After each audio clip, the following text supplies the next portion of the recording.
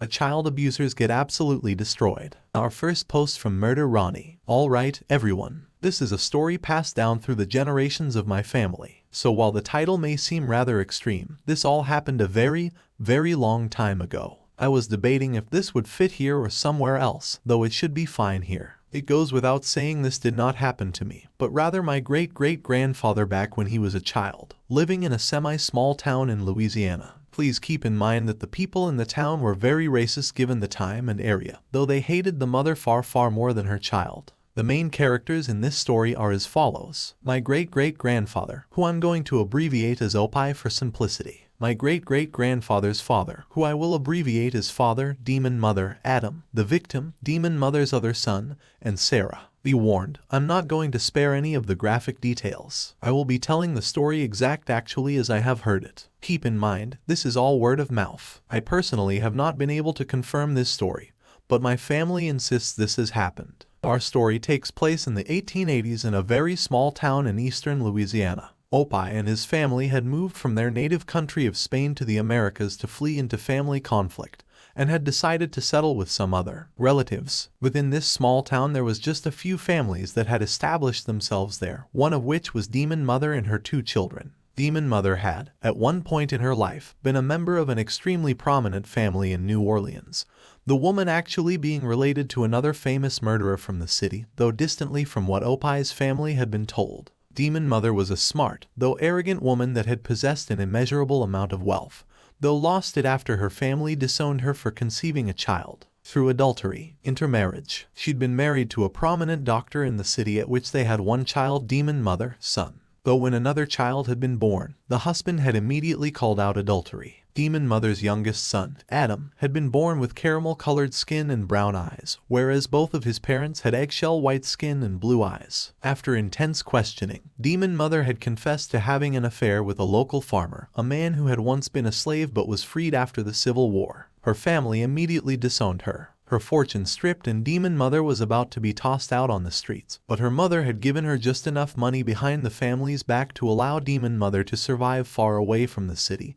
dead to the rest of her family except her uncle, the sheriff, and her mother. Demon Mother had taken her sons with her, and from Opie's first look, it was extremely clear how horrible Adam had been treated. Adam and Opie had gone to the same school, a small schoolhouse that also functioned as the church, along with Demon Mother, son, and on one day, Opie noticed Demon Mother, son, repeatedly smacking Adam on the back of the head, punching him in the gut and tripping him in the mud while away from the teacher's eyes. When Opie asked Adam about the abuse, he had simply gotten the answer, because I am an N-word. Opie, being an immigrant and not knowing the customs of the town, had shrugged it off and returned to blame. Months passed and the abuse continued. Adam would show up to school with black eyes, swollen lips, bruises, etc. And no one would do anything about it as the entire matter was considered a family matter. Though even if someone had taken the initiative to confront Demon Mother about the abuse, she would meet them with the typical excuses of he cut them while roughhousing or he fell. One day though, things changed so much that Opie and his family had gotten involved. Though Opie and Adam weren't good friends, they were the only 2 boys of age 6 at the time, so they would often end up playing after school or during lunch. Demon Mother's son did not like this one bit. Demon Mother's son came up to the 2 boys one day, and this is roughly the conversation that had taken place. Well, I didn't know we had an initial lover here. What's your name and lover? Opie said. I don't know what that means, but my name's Opie. You must be Adam's older brother, right? Adam said. Older brother, leave us alone. We're trying to eat lunch. Demon Mother's son had apparently thought it was a good idea to toss both boys' food on the ground at this point, deciding that he had a new plaything to bully, in words and in word. Lovers like you 2 don't deserve to eat on tables. Go eat your food out of the dirt. It's important to note that Demon Mother's son was around 12 at the time, double the age of the boys, so fighting back wasn't an option.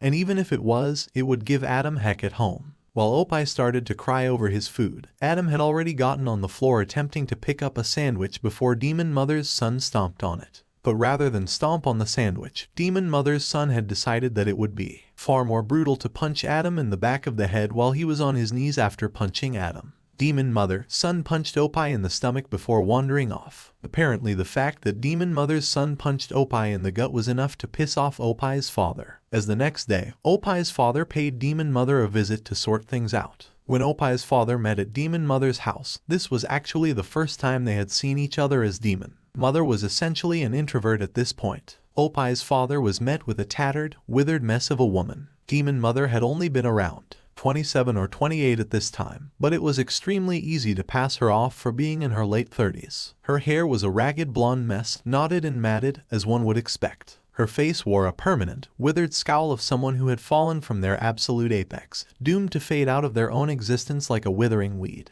Her once elegant gown had become nothing more than a tattered mess used to cover her obese form. Demon Mother had never given Opai's father any respect, even from the beginning, the argument ensuing before the first word could be spoken. "Why did you make me get off of my chair? Do you understand? I don't want guests. Or are you just stupid?" Opai's father, trying to keep his composure. "I am sorry, ma'am, but it seems that our boys got into a little scuffle. Your boy Demon Mother's son had punched my son and destroyed his lunch. Do you mind having a word with him? I won't be scolding my son for beating up trash like your brat. Just go F off with that." Demon Mother slammed the door. Opai's father, feeling that it wasn't worth the effort to keep bothering this stubborn woman, decided that the best course of action was simply to teach his son how to fight. Opai's father had taught Opai some dirty tricks to disarm Demon Mother's son, though Opai had never had to use them. The next day, something odd happened. Adam was nowhere to be seen, and then the next, and then the next. When the teacher asked Demon Mother's son where Adam was, Demon Mother's son said he was very sick. Though when she asked what his symptoms were, Demon Mother's son kept contradicting himself. One more day passed before it happened. One of the stray dogs in the neighborhood had ended up with something peculiar in its greedy maw, and after one of the townsfolk pried it from the dog's maw, it was clear that it was a human rib, one small enough to be a child. The dots were connected immediately, though, due to the sheriff being the Demon Mother's uncle, and the sheriff had decided that he would check on things himself. After a few hours, the sheriff reported to the townsfolk that Adam had just been buried the day prior, after dying of some unknown disease, the dog having dug up the child's rib. Somehow no one bought it, though no one spoke out for fear of any retaliation an accusation might have. Opai's father, however, decided that he was going to take things into his own hands. He and 3 other men in the town had broken into Demon Mother's house that night, while her and her son were at the sheriff's office to discuss why she did not report the death right away. And what they found was absolutely terrifying. Warning: if you're easily grossed out, skip ahead. What they found was, in fact, Adam, though it was Adam in several pieces in the basement of the house was where he was killed. The boy having been bisected at the waist, flayed and dismembered beyond the point of recognition, minus his caramel skin, which had been sitting on a table in piles. His ribs had been plucked from his body. His organs nowhere to be found except a clump of entrails scattered across the room. His body had been absolutely defiled, and the assumption of his death was far from pleasant. 2 of the men stormed back into town to spread the news as Opai's father returned to his family to tell his son that he would never see Adam again.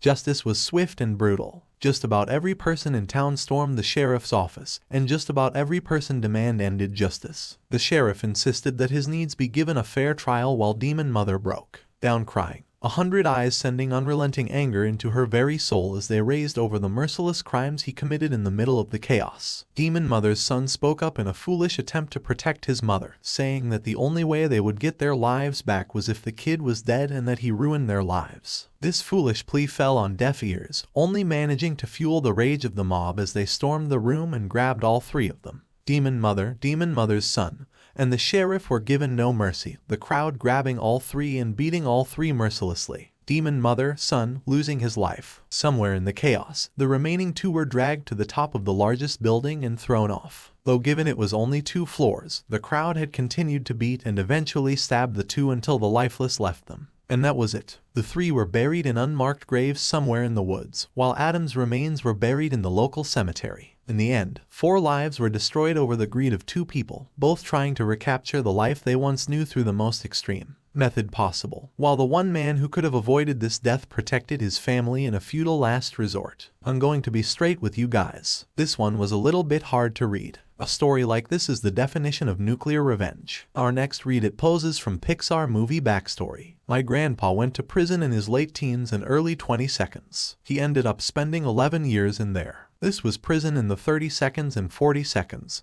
so to say it wasn't easy is putting it mildly. Anyway, he came out with a terrible temper and more prone to violence. This all happened in the early 60s in the rural Midwest. Grandpa and my grandma raised their kids the only way they knew how, picking vegetables as migrant farmers in most of these little towns they lived in. The cops didn't really come around. The people in town just usually handled problems in their own way. In one of these towns, there was a piece of garbage who became known as someone who would frequently force himself on his daughters, and then would sell them to his friends in a town they lived in before. It was kind of an open secret, but no one had proof. So most of the parents, my grandparents included, just told their kids they couldn't go to that house. Apparently one day this piece of garbage makes a comment to another man. How Grandpa was sitting on a gold mine with all those pretty young daughters he had. The guy comes and tells Grandpa what the piece of garbage said, and Grandpa puts out word for the guy to stop by that afternoon. A piece of garbage comes over and Grandpa is talking to him and says he should come over for supper that night and ask what his favorite meal is. At this point in time, the piece of garbage doesn't know that Grandpa knows what he said.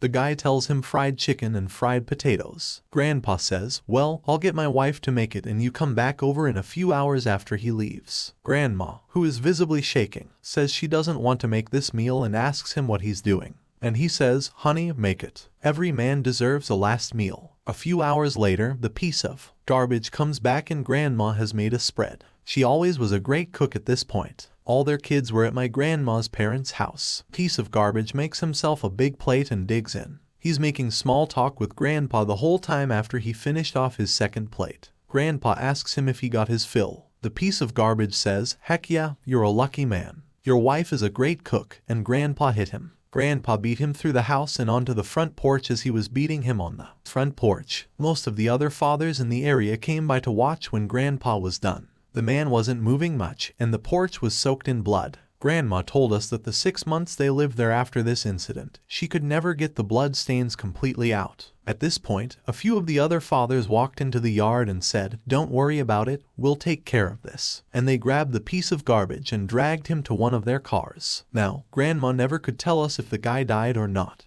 but the guy's family was still there when my grandparents and their kids moved to the next town and still hadn't seen them. My guess is if he didn't die from his injuries, the other fathers had themselves a little party that night. This comment down below by nobody really perfectly captures this brand of justice. When I was a kid, there was a news story about a convicted child molester who was found dead in a cornfield about 5 miles south of town. He was handcuffed, hogtied, and gagged. The sheriff determined that he had tied himself up, beat himself to death, and then dragged his own dead body 300 yards into the corn. Case was closed as an obvious suicide. On an unrelated note, this sheriff made an announcement during the same press conference to let everyone know that you shouldn't dump garbage in a perfectly good cornfield. Instead, they need to take their trash out into the hills and make sure to bury that stuff at least 4 feet deep. So the frost heaves, don't bring it to the surface again anytime soon. Practical advice like that kept the man in office for another good 22 years before he retired to raise bison on his ranch. So who here likes stories of pedophiles getting their lives destroyed? Because I, for one, love stories of pedophiles getting their lives destroyed. That was our nuclear revenge. And if you enjoyed my content, please hit that subscribe button. Thanks for watching.